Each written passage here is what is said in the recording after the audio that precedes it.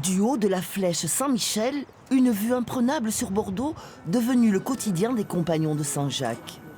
Héritier d'une longue tradition de maîtrise de la taille de pierre, il veille à sa restauration depuis juin dernier.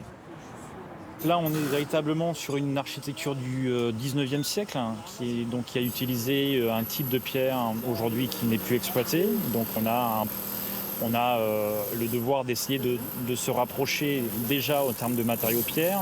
Donc notre travail, c'est véritablement de changer les pierres, de redonner du massif, vraiment structure à cette flèche pour pouvoir assurer la pérennité dans le temps. Pour la ville de Bordeaux, propriétaire de l'édifice, les enjeux de ce chantier remarquable sont à la fois patrimoniaux et architecturaux.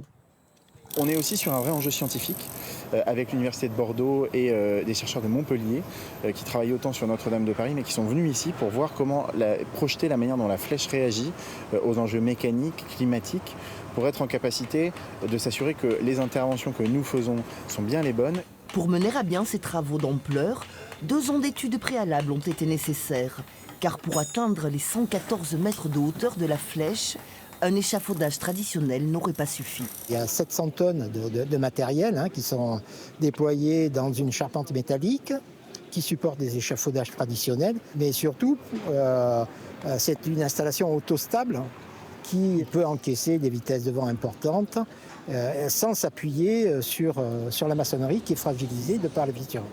La première phase des travaux de restauration du sommet de la flèche sera suivie dès le mois d'août par le démontage partiel de l'échafaudage. Débutera alors la deuxième phase d'intervention dans la partie située entre 47 et 63 mètres. Le démontage de l'ensemble de la structure est prévu pour novembre 2025.